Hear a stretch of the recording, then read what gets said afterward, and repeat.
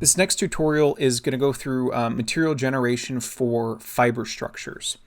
And we'll start with the simplest fiber structure, and then I'll briefly introduce the more complex fiber structures that can be created. So to open the PuMA GUI, just open up a terminal, type in conda activate PuMA. And once the PuMA environment is activated, from anywhere, just type in PuMA GUI.sh. And the PuMA GUI should appear. Now, in order to generate these fibrous materials, you can click Generate Random Fibers and select whichever random fiber you want.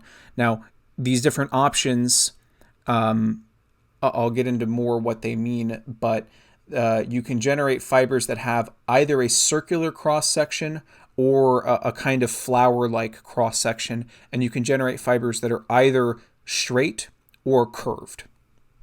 So the simplest example, of which there's an icon here on the left, is straight circle fibers. So if we start that, you can see that there are a number of different variations here. So this is generating a random structure, so there's quite a bit of parameters here. So let's start with the domain size. Just for this tutorial, let's make it reasonably small. Let's make it 200 by 200 by 200. Fiber length, we have an average length, and then we also have a deviation.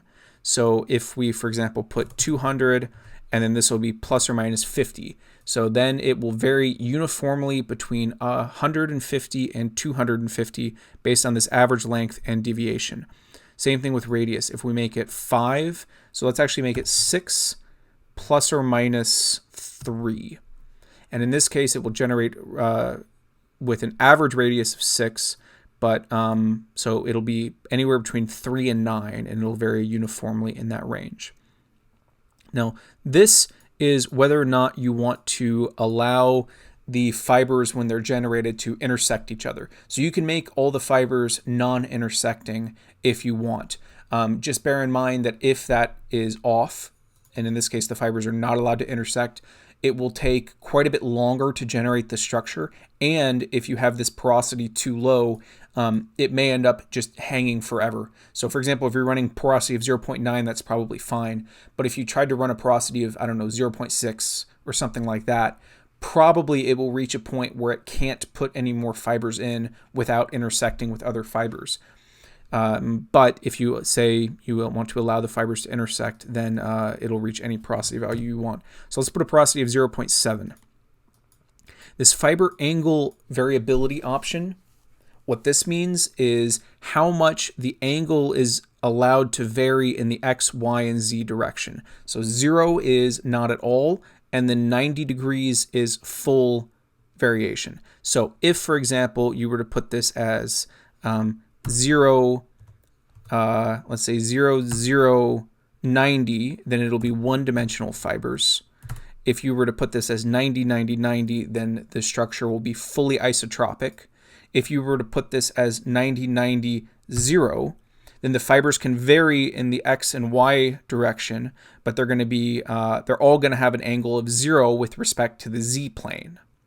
So if you were to put 0, 0, 15, for example, which actually we'll go ahead and run with this, then this is going to be a fiber structure that is kind of transverse isotropic. It's isotropic in the XY direction, but the fibers are preferentially stacked in the Z direction. And this will lead, in the end, if you were to go calculate material properties based on this, this will lead to some anisotropy between the XY plane and the Z plane. So the random seed is a it seeds the random number generator. So we're just going to leave it to 1 for now, but you're able to specify the random seed. That way, if you wanted to be able to recreate the same exact random structure over and over again by fixing the random seed, you can do that. Bind fibers is an option that lets you create a binder between the fibers. So when two fibers are close to each other or touching, in the case of allowing fibers to intersect, then it will create kind of a goop that binds the two fibers, and it'll create that as a separate material phase. But we'll leave that off for now. So now if we say generate, I'm going to go ahead and open up the terminal just so you can see the output while this is generating. So if we click generate, it estimates the number of fibers it has to generate, and then it generates the number of fibers until the porosity crosses that threshold. Then the material is obviously shown here in the TIFF slice viewer. We can create a 3D render. Now, as with the other materials that we have generated here in PuMA, by default, the threshold value between solid and void is going to be 128. So the solid domain is going to be 128 to 255. And if we generate a contour of that, which might take a second since there are a lot of fibers. Here we go. It's unresponsive, so shrink and then expand, and now it'll be responsive. We can see that we can see this fiber structure. So comparing what we're seeing here back to our inputs, you can see that the radius of the fibers does indeed vary quite a bit, all the way down from that's probably 3 up to about 9. We can see that in the XY plane, which I'm looking down on now, the fibers have fully random orientation, but in the Z plane, which is what you're seeing now, the fibers are actually only at plus or minus 15 degrees. So this would be a transverse isotropic material. So next, we're going to generate random fibers that have that are curved, that have curvature to them. So a lot of the options are the same as before. The domain size, for example, we'll say 200 by 200 by 200. Average radius, we'll put it 5. Now, radius of curvature is the radius of curvature of the fiber. So this is typically going to have to be larger than the length of the fiber. That also has a variability if you want to have variable curvature there. So a radius of curvature of infinity would be a straight fiber. Now the fiber angle variability is the same as before, so for this we'll just leave it as fully isotropic. We'll have an accuracy which is just a kind of a numerical value that the curvature is kind of an iterative process. So the lower you put this, or the higher you put this, so 1e to the minus 3 and to 1e to the minus 5 are pretty reasonable values. The porosity, you can really put anything you want. I'm going to put it to be very, very high just because I want this to run very, very quickly. And so I'll just make it where it'll just make one fiber pretty much.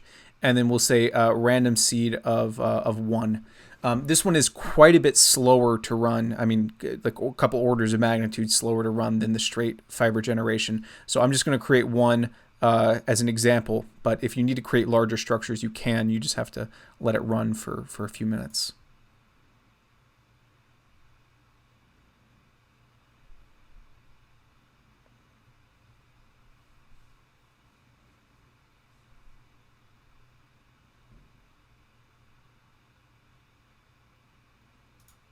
Here we go. So we'll just create a 3D contour render. Same thing, 128 to 255.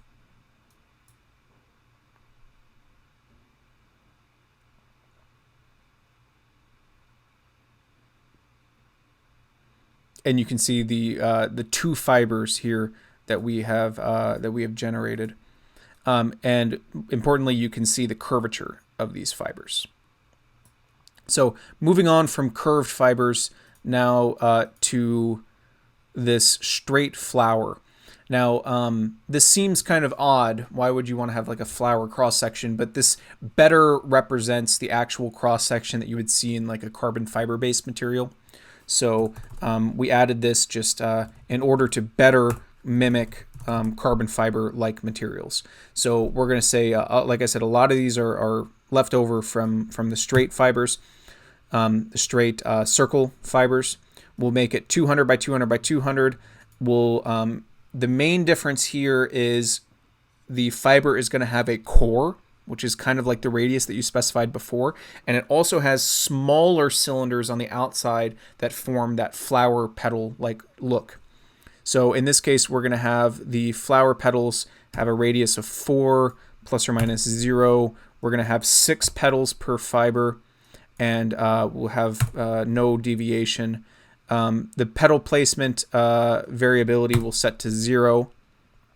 And then fiber length will have 100, length deviation of 0. We'll make it fully isotropic, 90, 90, 90. You can make the fibers hollow as well. So we say what fraction of the fibers we want to be hollow, so between 0 and 1. So we'll just make them all hollow. Make them hollow with radius 3, and we'll have no deviation. Porosity of 0.9 is fine. Random seed 1. Bind fibers is the same as before. So now if we generate that, here you go. You can see that the fibers now have a obviously a hollow region here, but they also have a petal-like cross-section instead of the just straight circular cross-section that we had before. So if we do a 3D render, again, 128 to 255.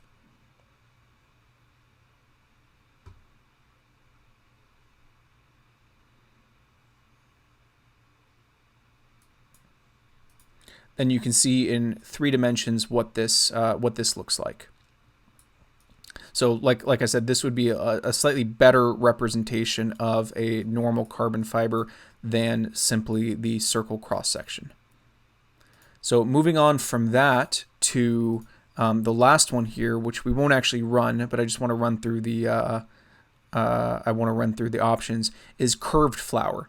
And basically it just has all the options from the straight flower and all of the options from the curved circle. So we've got the domain size, we have radius of curvature, we have average radius, the number of petals, the fiber length, fiber variability, whether the fibers are hollow or not, etc., etc., etc. And this creates kind of the most quote-unquote realistic representation that we've tried to make of an actual carbon fiber material, just because the real carbon fibers have non-circular cross sections and they have some curvature to them. So that's pretty much it for the random fiber materials. We use them a lot just as a test bed to do still somewhat idealized but more complicated cases. So just as an example, if you want to create one-dimensional fibers still in a 3D structure, so let's say 100 by 100 by 100, domain size, average length 100 is fine, average radius is fine.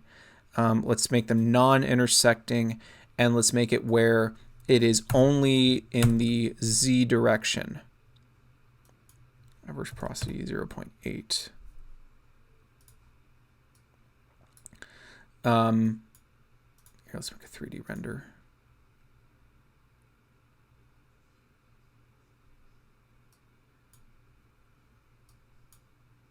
Oh. 3D render 128 to 255.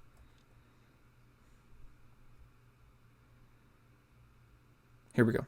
Now you can see that we've created a random fiber structure that is just one-dimensional, and if you create this large enough so that it's representative structure, there are actually a number of analytical solutions to things that are on these random fiber structures. So that's an example that you may want to create in whatever work that whatever research that you are conducting. So if you have any questions, if anything here did not work for you, please feel free to reach out to us. Reach out to either me at joseph.ferguson@stanford.edu or Federico Semeraro at federico.semeraro@nasa.gov.